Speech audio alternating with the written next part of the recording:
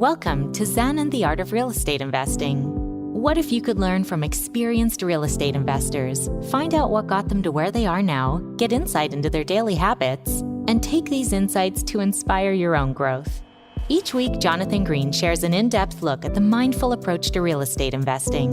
Jonathan is a lifelong real estate investor, advisor, and coach, as well as the founder and team leader of Streamlined Properties. Whether you're looking to start from scratch, get to the next level, or just for a straightforward and honest approach to real estate investing, Jonathan seeks to provide a free mentorship program you can take with you anywhere. Now, here's Jonathan. Welcome back, friends. It is another episode of Zen and the Art of Real Estate Investing, and this is a mindful episode. It's a journey in real estate investing, but it is deep. So I really look forward to you hearing it with my guest, Joel Friedland of Brit Properties. This is a journey, and I want you to get ready because that's why I started the podcast, to dig deep on strategies, but also on the way that people go in and out of success in real estate. Before we get to Joel's episode, I just want to give you a couple reminders, as now we're over 100 episodes, so we're working on our second century of episodes, and things that will really help us are always the same. Follow the podcast wherever you listen, leave us a 5-star review, share it with your friends. Those are the best ways to support us. I appreciate each and every one of you who is listening right now. It's honestly phenomenal to me that so many people listen, so thank you. Let's get to Joel and get ready for a real journey in industrial real estate investing. This is episode 103 of Zen and the Art of Real Estate Investing with my guest, Joel Friedland. Joel is the co-founder of Brit Properties, and as an industrial real estate broker and owner, Joel has secured over 2,000 industrial property leases and sales, totaling over $250 million in acquisitions. Joel, welcome to the show. Jonathan, it is great to see you. Yeah, great to see you too, and good to connect. And I'm really excited to talk about industrial real estate. And I wonder if we can start here. Do you think that industrial real estate as a whole is one of, if not the most undervalued asset, especially given what's out there about real estate investing? Well, right now, I would say it's anything but undervalued. Okay. Interestingly, the market has been red hot for the last 4 years. Just before COVID, industrial was just going crazy. Values, give you an example. We're syndicators. We own about 20 properties. And a property that we owned in a town here called Elmhurst, which is right near O'Hare Airport, 20,000 square foot industrial building. In 2019, I saw comps in the neighborhood of similar size buildings being sold, and they were right in the neighborhood of about $60 a foot. Mm-hmm. And today, the same building's $120 to $150 a square foot. It's more than doubled in 4 years. Wow. Yeah, I think I meant like in the context of what your general like investing focus for people is. I've always found that industrial is a very smart asset. And I do think, which I'm sure we'll talk about, it's really changed over the last 4 years in terms of what's going in there. But like when you go to like real estate investing events, there's not a lot of breakout sessions on industrial. But I only go to industrial events. Yeah, right. So you're right in the wheelhouse. Well, so growing up, were you interested in real estate? And then how did you eventually get interested in real estate? Yes, when I was a kid. Do you remember that TV show, This Old House? With yeah, of course, Bob Vila. Bob Vila. Yeah.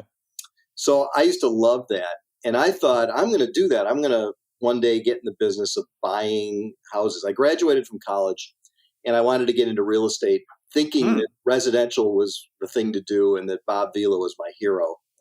and I, quite by accident, met a guy who was 60-something years old that owned a portfolio of 80 industrial buildings. Okay. And I met with him on a Tuesday and I started working there on Wednesday. Wow.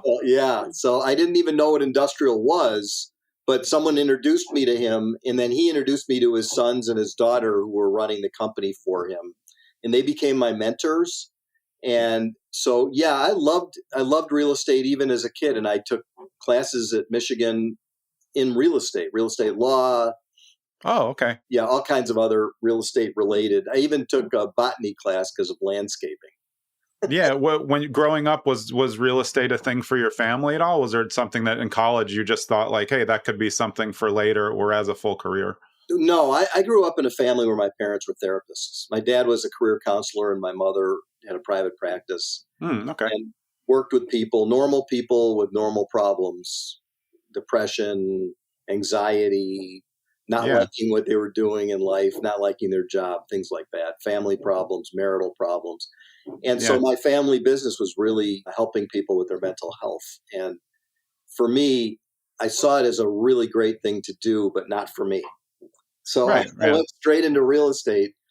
And today, I think I would have enjoyed being in the family business and being a therapist because I've had so many cycles and ups and downs and marriage and kids and all the things that we go through. Yeah. And now I feel like in the second half of life, I'm more, I would say, self-aware. And Yeah. so real estate's great, and it was a good thing for me to do, and I'm going to continue doing it until I can't do it anymore. But I really enjoy the kinds of things that I know you like. I like self-reflection. I like meditation. Yeah. I like the kinds of things that are sort of like deeper thought kind of things. But Yeah, and I'm sure now, I mean, like I created this podcast as a mindful approach to real estate investing. So this really suits that well because I found that my own personal growth and the things that I do for myself has helped me be like a more efficient and centered business person. So whether that means taking on less business or working a different way or negotiating from a very people to people standpoint, I know you as well as me, we both think that relationships are really the key to real estate. And that's how you kind of built this all up. So do you think that whole background really helps you do what you do now on the industrial side and just in terms of building relationships that are long lasting? yeah, but you want to hear something that I think is even more impactful for me Yeah, than of course. anything. I got into real trouble in 2008. Hmm. And when I say real trouble, I had 50 buildings. I had mortgages on all of them. We owed $70 million to 7 banks, which was an average of 10 million per bank. Yeah. And I had done a promissory note fund, and I brought in 62 investors who also put in $6 million to that. And I guaranteed all those loans and got in a lot of trouble. I was in a very deep hole and a very deep depression Yeah. because of where I landed. That couch behind me was my depression couch, and it was really rough. My Yeah. family was watching me to make sure that I didn't take pills to end it all. And it was really devastating. And I woke up from that, and I went to work, and instead of going bankrupt, I worked really hard to save the portfolio and pay back the banks, but it was really tough. And I came to a conclusion that I'm sure you and your audience have probably not heard before, but I think it's possible for a real estate investor to become a compulsive gambler in real estate and not know it. I agree. Yeah. Yeah. I looked at it through the lens of what is compulsive gambling? And I actually have studied that.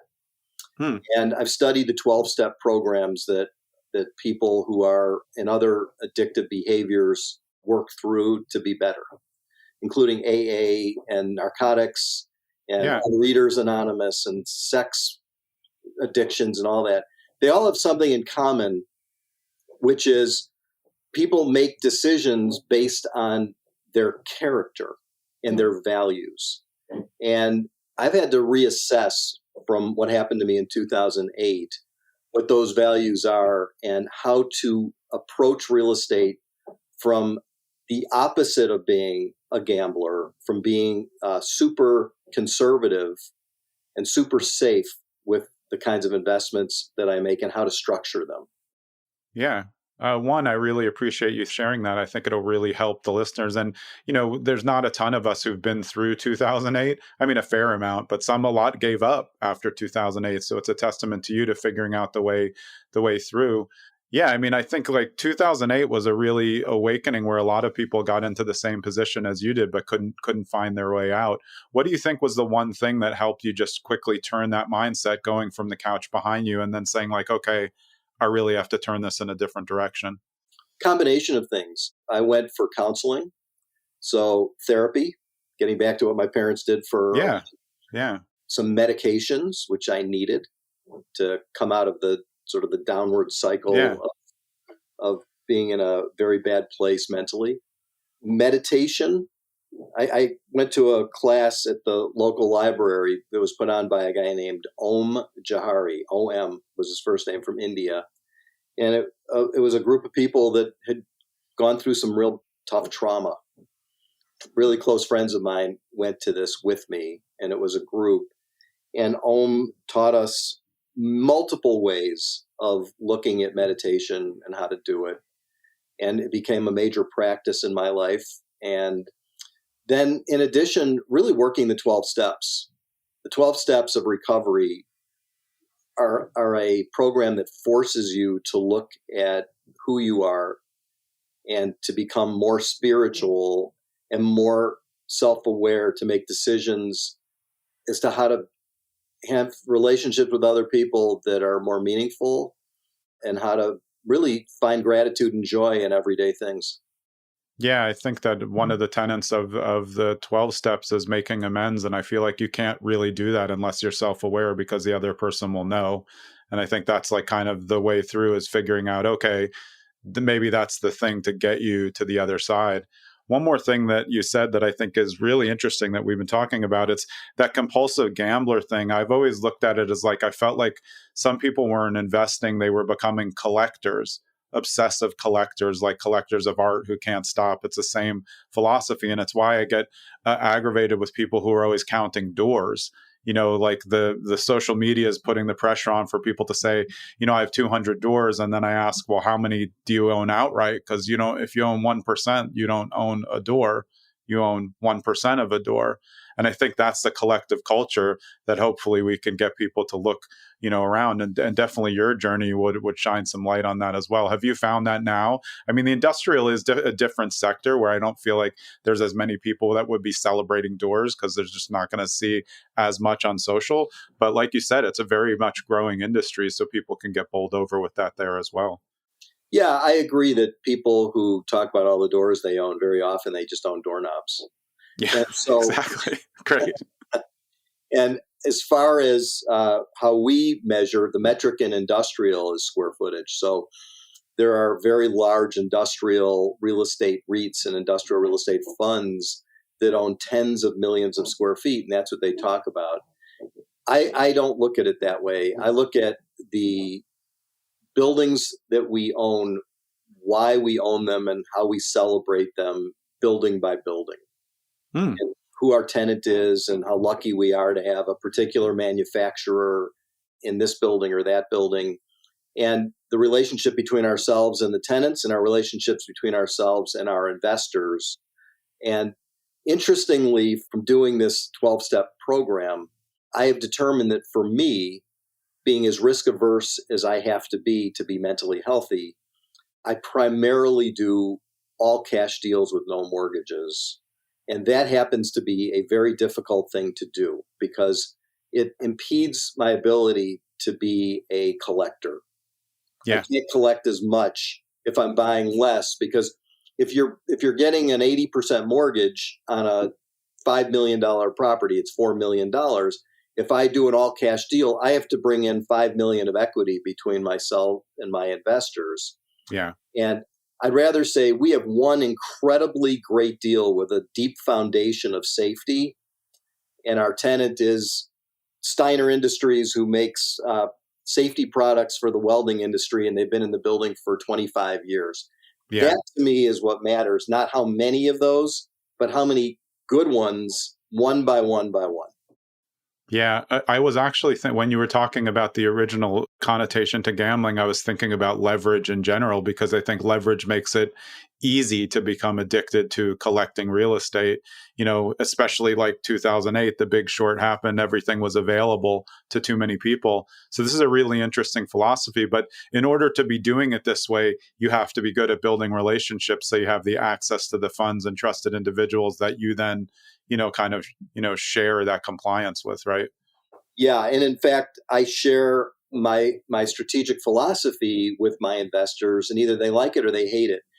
Charlie Munger, who was Warren Buffett's trusted number 2 partner who recently died at age 90. Yeah, just passed away. Yeah. He said, just don't do silly things and you won't lose your money. And he said the 3 things that you should not do are liquor, ladies, and leverage. That's his quote. That's great. He needed to add, and gambling. That's the one thing he left off his list because he probably didn't understand how that works. Yeah. Unless you know somebody that's got the addiction and the compulsion, you really don't understand how their mind works. And once you figure out who they are, it's a really easy thing to understand. It's dopamine. It's a dopamine hit. Oh, yeah. Bam, dopamine. Buy a building. Take the risk. We're going to double our money. We're going to make a 15, 20% return. Dopamine, dopamine, dopamine. Addiction, addiction, addiction. Yeah. I have a story that's a sad story that drove it home to me. A friend of mine was visiting her son in college at the University of Illinois. We were visiting our son. They were roommates. And her dad was 80 and had just done a really big real estate deal and put almost all of his money into it and borrowed a lot. And that was in 2007. And in 2008, he lost it and more or less was destitute and had to move in with his daughter and son-in-law because he couldn't afford to even live in an apartment. And I looked at that and I said, when you don't diversify and you put all your money into one thing and you have a lot of debt, that's gambling. And that's when it sort of hit me. Yeah. Yeah. Don't want to end up in our 80s like that. Yeah, I think so. I was fortunate enough that my dad was a cash investor and he did not have anything growing up. He built the stuff up by himself and he built it up through real estate. But I was fortunate enough to grow up with a cash buy mindset. And I only really started getting mortgages after a divorce because it just started to make sense. But even when I started to read, even in Rich Dad Poor Dad, when they talk about good leverage and bad leverage, I've always been averse to leverage.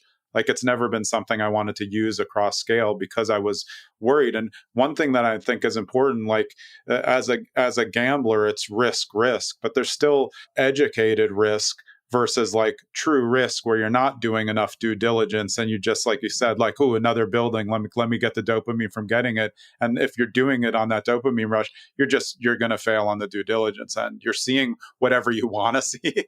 And like I've always said, especially for industrial, because you are calculating, square footage, so you can do it on a spreadsheet. If you want to make something on a spreadsheet work in your favor, all you have to do is change a number. The whole thing recalculates and it looks like a good deal. And I think that's where people are missing stuff now. What do you think of that concept? You're totally right. And here's what I have done to combat that besides buying all cash, which is a really big ask when we go out and we buy a property. I'll give you another example. We bought a property recently on the Chicago River in a neighborhood in Chicago where it's up and coming. It's one of these places where you can just see that it's going to be redeveloped over a period of time. And we bought 3 buildings with 1,200 feet of frontage on the Chicago River, total all-in cost of $13 million. And what I did there was what I call extreme due diligence. And one of the ways that I do extreme due diligence is I have a group of 8 of my investors who are what I call my advisory committee. And what we do is we go back and forth with each other, emails, phone calls, and then ultimately a large Zoom call with the whole group where everybody throws out their toughest questions about what they think the due diligence should consist of. And there were at least 100 issues that came up that had to be dealt with. And so back in the day when I had my partners and they were buying things, I didn't even sometimes look at the buildings because I trusted my partners. Trusting your partner is great, except it's risky. Because if you're the best due diligence guy out of the 3 and you trust one of the guys who's not a due diligence guy, you got to watch everything they do. And then it's very hard to say no to them when they're dopamine addicts. And they want to do the next one. Not only dopamine, but greedy. They're looking to make a lot of money. They're looking to turn $1 into $3. Well, that's risky. Yeah. I would liken what you just said to the kind of overriding, I guess, public thought of passive income, because like everybody knows most real estate's not, well, no, everybody doesn't know. We know that most real estate assets are not passive. Nothing is passive. If you have managers, you have to manage the managers, because like you were saying, the more separated you are from the decision, the more you're not going to know, the more things are going to fail potentially. And I agree. I like trusting my partners, but I also think that when you're not an active participant, you're giving up too much that later you can't say, oh, hey, well, I just didn't look at that. Like that's not a good excuse. Yeah, I could give you the case studies of my biggest loser deal, and I could give you the case study of my best deal. And the best deal and the worst deal weren't that far apart in terms of what we did. There was a lot of luck involved, good luck on the good one, and bad luck on the bad one. You've got to take luck out of the equation. It's always there in the background, because if we buy a property in an area that we think is the best area and we're wrong, we're unlucky. We went to the wrong side of the tracks or the wrong side of the river or whatever it is. But the difference between the two, I didn't understand at that time that I was taking a gigantic risk. And that's why we lost on one and made so much on the other. These days, with an all cash position, we're never going to make as good of an IRR as somebody who puts in a lot of leverage. But we're also not going to be at risk, because we have tremendous staying power, than somebody that put debt on it for a similar deal. Yeah. And I mean, look at what's happening now with commercial real estate lending and what people were taking out. I mean, there's tons of people just in trouble right now because, they were taking these short modified arms or something adjustable because they thought they could get through and now can't. So yeah, I mean, me personally, we think the same now. I would take less of an IRR to be more stable anytime. I say to my investors, okay, if you're going to put $100,000 in a deal with me, what would you rather have? Would you rather have a deal where there's a loan of 70%, and where if things just go to crap in the economy or something happens in the market, that we barely have enough to even give you any cash flow to begin with when you have 70% debt? If any one thing goes wrong, there is no cash flow. It's too tight. And there's no margin for error. So would you rather have that where you might, if it works out great, make 18 to 20% overall? Or would you rather have a deal where the likelihood of you losing your money to a bank is zero because there's no bank? Right? And where the return might only be, if things go really well, 14%. So would you rather, and by the way, in the cash flow is similar in both cases. Yeah, right? So would you rather have an 8% return on a deal where you're likely not to lose your money and might make 14, or would you rather make 8% on your money where there's a very strong likelihood if something goes wrong that there could be a big loss? And the other thing we figured out, and this is unfortunately a little bit opposite of the way you do things and some of your people, we do not ever intend to flip anything. We buy for the long term, period. Because if you buy for the long term, like Warren Buffett's philosophy, if you think something's great, keep it for a really long time. If we go in as flippers and the market goes against us, it's like musical chairs. The music stops and who's got the chair and who doesn't have the chair. So I played that game as a kid, and I never felt good when I was the guy standing up and everybody else was sitting down. Yeah. So we don't look for flips, but it's interesting because 1 out of every 4 of our deals turns out to be a somewhat of a flip. Because of the way that you're structuring it and the time that you're putting in, you have a more valuable asset. You have more due diligence. You have more control over it. It's not funded by a bank. I wonder if you'll agree with this. So I've described myself as an asset hunter, and I'm trying to train investors to think asset based. And I feel like that's what you're really talking about. To me, I look at the spreadsheets, I want to know the numbers, but I'm trying to focus on what this asset is. So even if I'm buying in an area that may go this way or may go this way, I still have an asset that can either be repurposed for something else or has value on its own. And land value, which is what the greatest thing about real estate is. You have land value, you have building value, you have multiple uses. So, industrial, I think, has gone through a renaissance. And I want to talk to you about that because I remember growing up, I've owned part of an industrial park for like 30 years in the Hamptons. And originally it was very like more manufacturer, and the Hamptons weren't built up that much. So it's like manufacturing type of things out there. And now we sold off part of it, and there's like 15 bays where like interior designers and other things are in more industrial complexes where they used to, because Main Street's too expensive and they don't need it. Have you seen a transition in the way that people, or that you're buying industrial and the way that people are using it as opposed to what it was 20, 30 years ago? Yes, in the city, primarily in the city. In suburban areas, that's not true. But where there's a very dense population, buildings that used to be manufacturing buildings have gone to different, what I would call higher uses. And one of our strategies is to buy buildings in the path of development. Barbara Corcoran, who's on Shark Tank, is a real estate person. She says she always overpays, but she buys in the path of development. So even though she overpaid, she didn't really overpay because the value goes up. Well, especially if you're thinking you're buying to hold, like you said before, it's just a matter of how long are you willing to wait and hang on to the asset. Yeah, I've had some really fun deals that have turned into home runs by accident, but they weren't structured to be home runs. They just turned into that. I've got one that I think is really interesting. Yeah. In Chicago, we've got very abundant natural fresh water from Lake Michigan. The Great Lakes are 20% of the water in the entire world. So food companies like to be here in Chicago.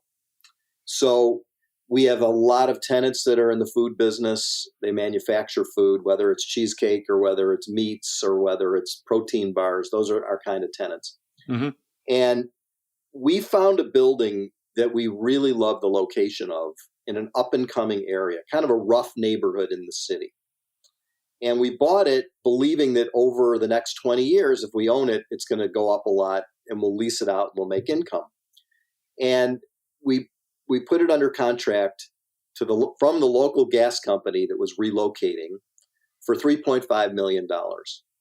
And because we're very connected in Chicago to the industrial real estate brokerage community, yeah, I got a call from a guy who said, I have a meat guy that needs a building, and I heard you're under contract to buy that property on Roosevelt Road. That afternoon, I met him there with the broker, and he walked around and he looked around and he said, I've been looking for 4 years. What do I have to pay you for your contract? And I said, it's not for sale. We're not looking to sell it. He said, I will give you $1.5 million not to buy this and let me have it. Come on, really? Like I said, are you serious? He says, come see where I'm at. I have a kill plant in Kankakee where I kill 1,000 hogs a day, and then I ship them by refrigerated truck to my butcher shop where I have 80 butchers, and we make ham and bacon and ribs, and I need a place to move to because my place is way too small, and this is the first time I've found anything that works. So what would I say? What would you do? I mean, I'd be interested. I like the relationship part of it. I would take the deal, but I mean, to me, like it's a good scale up, but there's that means there's also going to probably be other interest there. So let's find out what you did. I took the deal. Yeah. And then he became one of our investors. Yeah, exactly. Yeah, but that's perfect. I mean, that's really interesting because I also think that goes to what you've built, though, in terms of like relationships. And I think it is a very important in industrial because it's not like you go on the MLS looking for gigantic industrial properties. Like you are going to be matching people more and saying like, hey, do you know anyone who needs 60,000 square foot for trucking? And that's more of a matching principle. And that's where if you're not good at relationships, like how can you get a deal done? This is just something that kind of formulated because of who you knew. Yeah. So his name is Harry, and we have dinner once a month, and we've gotten to be very close friends. In fact, his partner is also now a good friend of mine. And that's what happens in industrial is we become friends with our tenants. We become friends with our investors. In that case, I had 40 investors lined up. So we split the $1.5 million between 40 of us. And I couldn't cherry pick it and do it myself.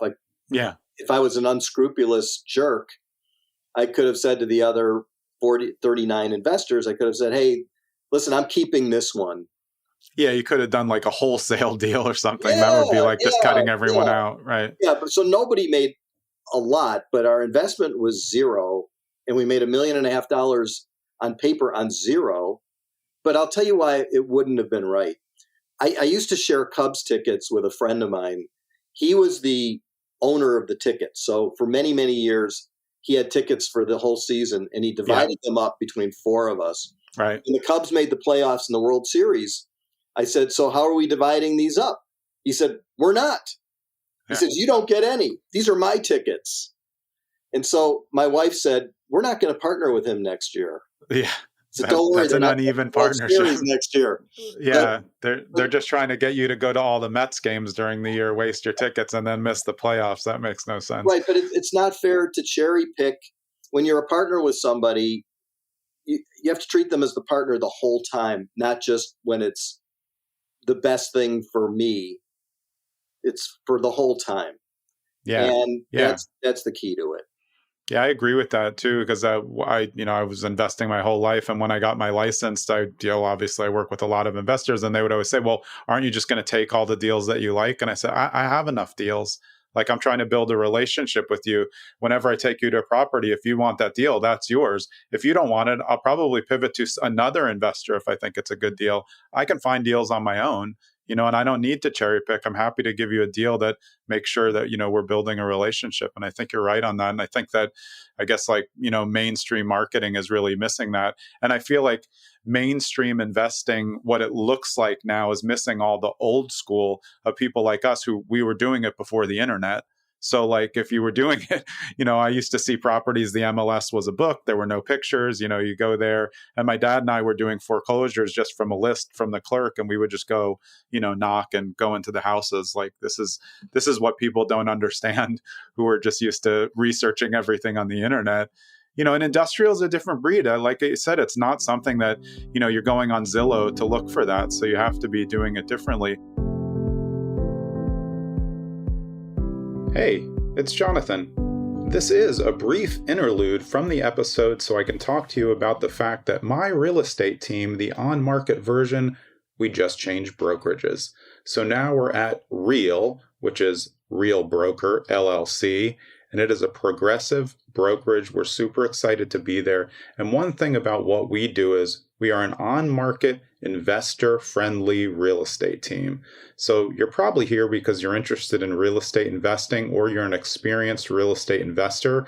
We work with hundreds of real estate investors because we are focused on understanding investor dynamics. 99% of real estate agents don't understand what investors are looking for. We do. It's my background, and I bring it to my team every single day. So if you are looking for investor assistance in the state of New Jersey, we have you covered. Parts of New York, good. A little bit of a part of Nevada, all good. Also, if you don't know an investor-friendly agent in your area and you need help, just reach out to us. We will connect you. We have investor-friendly friends who are agents all over the country. Let's get back to the show. What have you learned? What do you think the most important part of introducing industrial to someone who is a strong investor but's been very residential focused in their whole lives? Yeah. So what I like to do, if someone happens to be in town here, I like to take them on a tour. I took a tour last Monday with an investor who wanted to go into some of our deals. And I've had people fly in. A guy came in from North Carolina to take a look at a building. He hit a Cubs game. It was over the summer.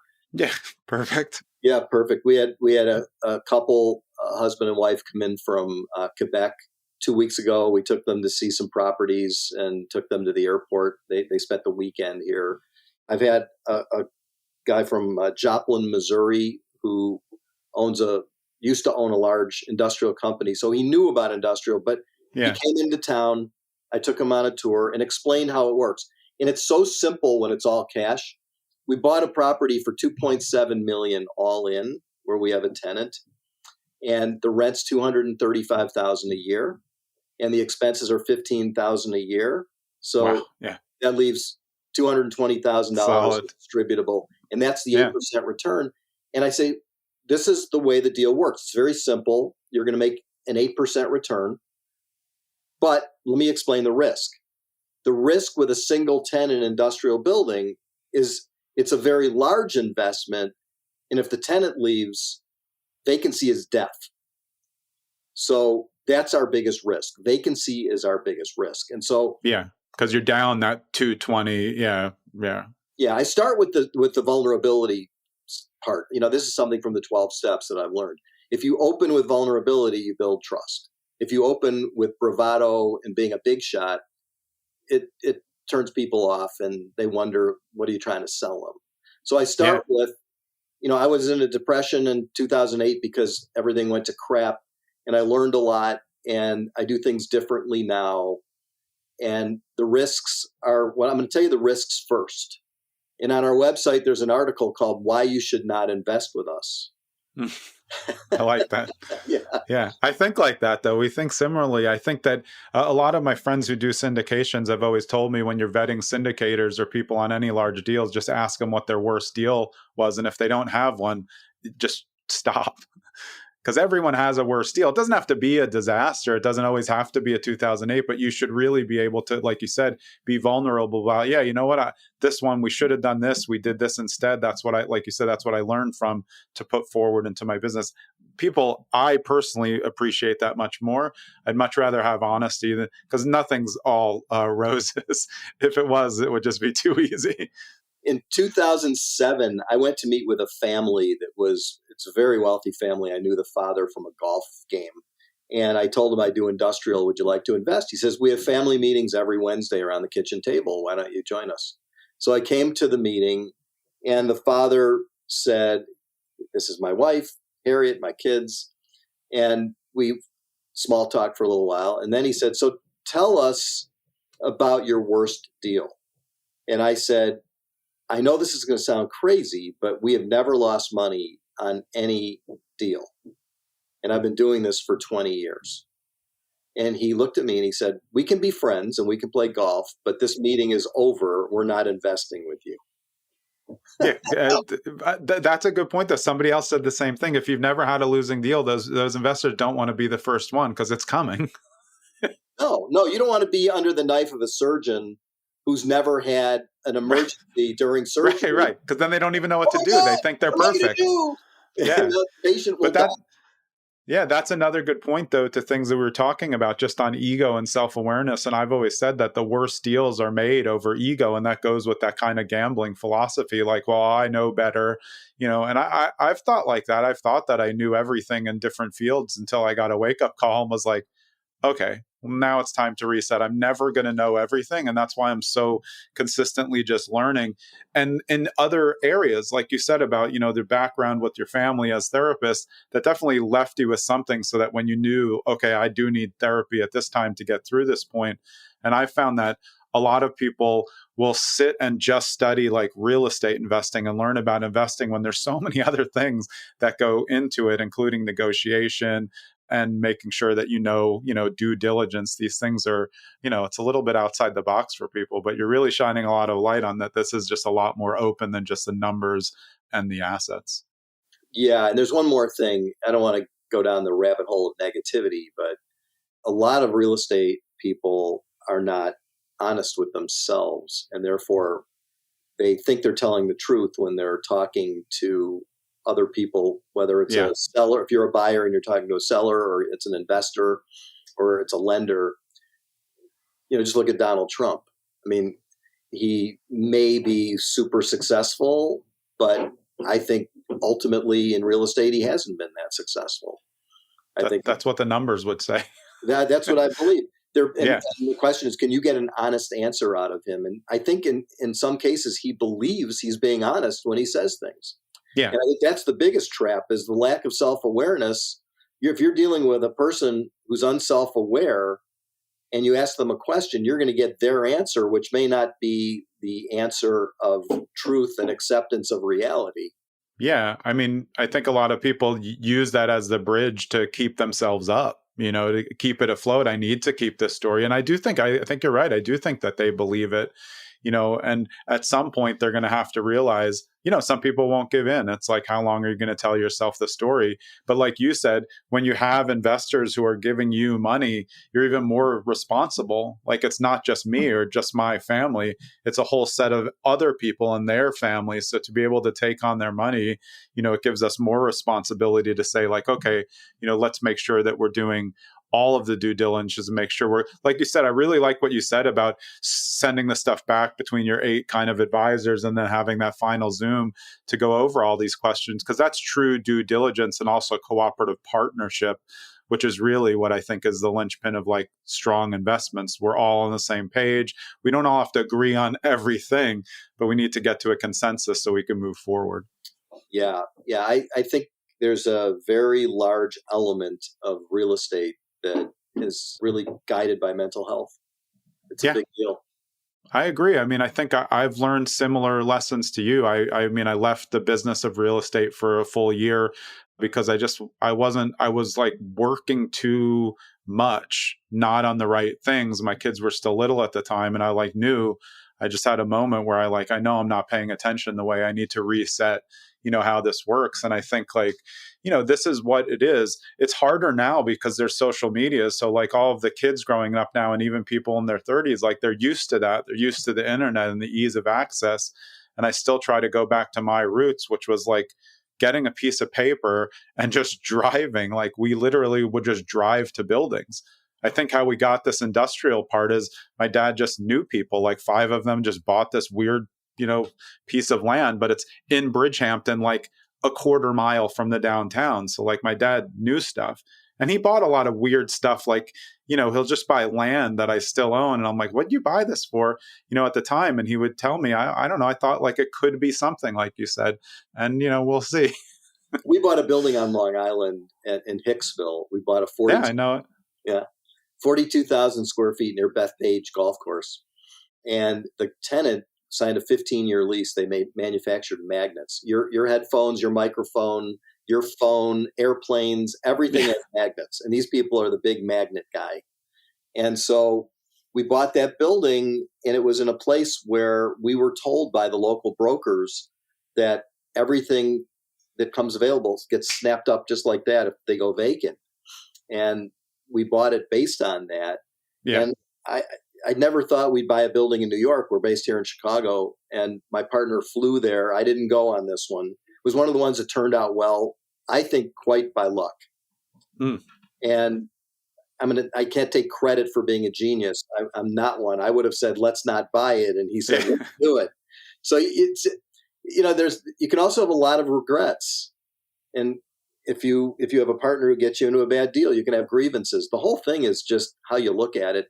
And the other thing that you mentioned about taking that year off, when you're in action, we say when someone's gambling, they're in action. When you're in action, generally as a person, you are not present in other parts of your life. And it sounds like you figured that out. Yeah, I completely agree. And that's how you get into that gambling spiral of just real estate investment, more doors.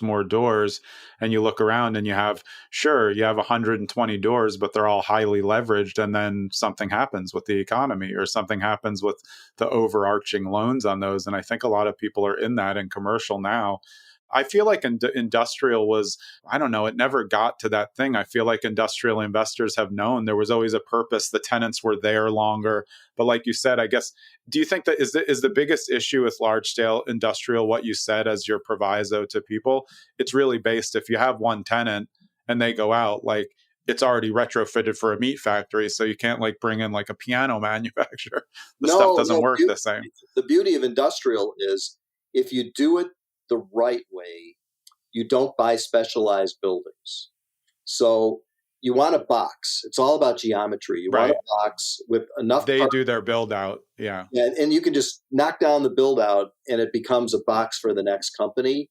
Yeah. So that's why industrial is so great. There's literally, I have leased buildings. We have a manufacturer of protein bars, and he moved into the building as is. No carpet, no paint in the office, no nothing.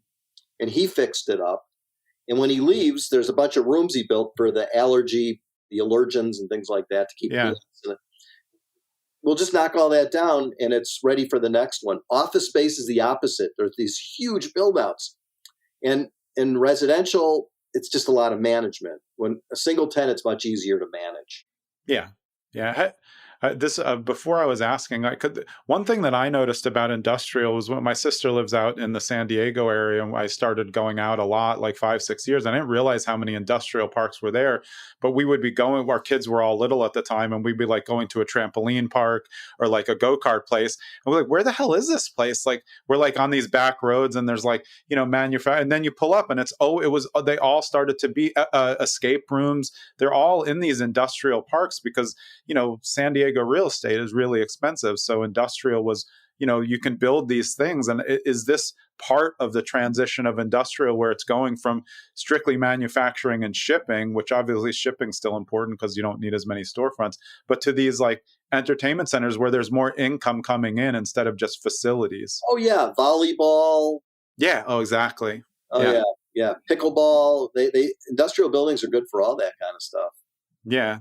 That to me is where I see the modern investor becoming more interested in industrial, whether that's good or bad, because I think it has those purposes. And I saw it. We would just one thing after another, we would pull up, we'd be you're on these side roads and you're like, what? There's nothing here.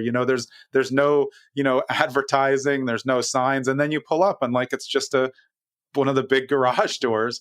And we actually, on the smaller scale, I was in the art world for a long time, and we actually saw industrial going to the art. I had a specialized art storage unit that we then started to open to the public when I was in Sarasota.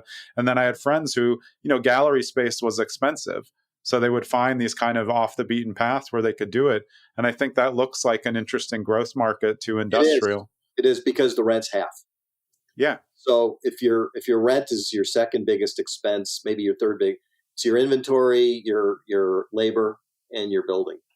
And if you can cut one of the top three expenses in half by being in industrial, it's extremely inviting. And so we've made deals with people who are in these very unusual businesses. Yeah. And the list of our tenants, they're fascinating with. Yeah, that's really interesting. Yeah. If I think about our Bridgehampton industrial park, in the beginning, like I said, it was just your regular standard things, painters, contractors, cement hall. Now we have interior design, Plum TV was in there, Soul Cycle, and they're saving, like you said, a huge amount off of Bridgehampton Main Street rents just by being in this. And the spaces, like you said, they're even better, because they're open boxes, so you can construct it the way that you want. But that's only 5% of the business. It does. Right, yeah. It is happening. And 30 years ago, it might have been 1 or 2%. So it's doubled or tripled in the number or the percentage. But still, most industrial buildings are distributors or manufacturers. Yeah, distributed. And manufacturers, there's thousands and thousands and thousands of manufacturing companies around North America. And they make everything under the sun in these buildings. And so to me, that's the really interesting part is they stay forever. They can't move. They can't relocate. The volume never stops. Right.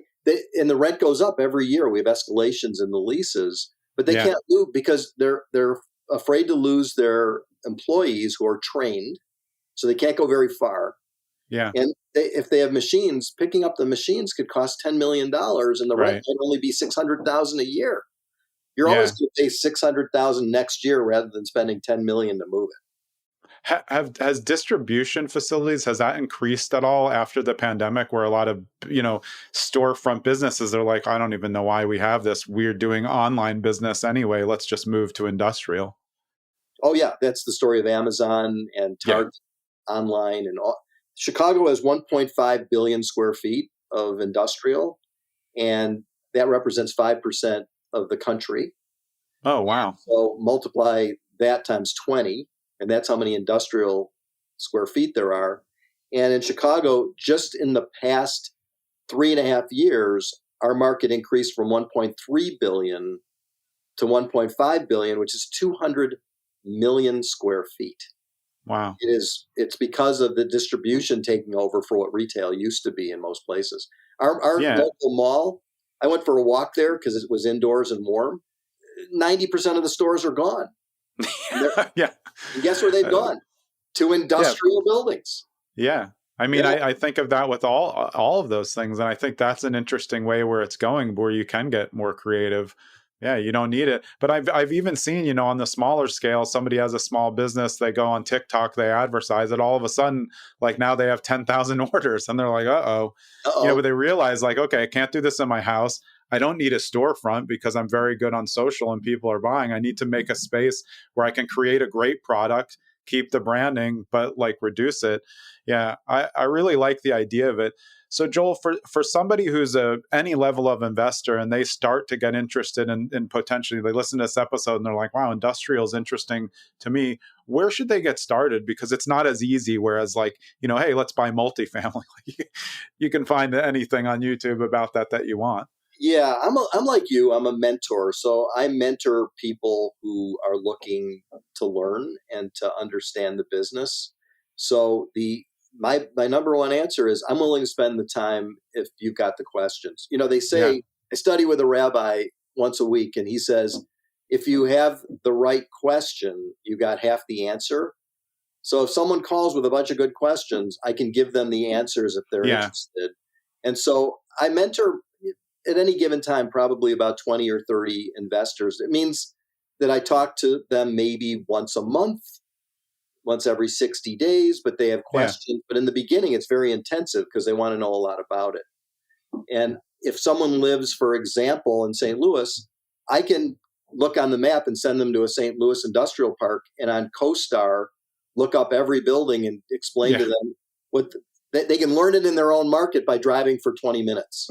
Yeah. And then we can discuss the values and who's there. And they really get it then. All they have to do is go there, bring them to the park, let them look around. And that's the best way. Yeah. Awesome. Well, this has been a pleasure. I just want to say I really appreciate your vulnerability.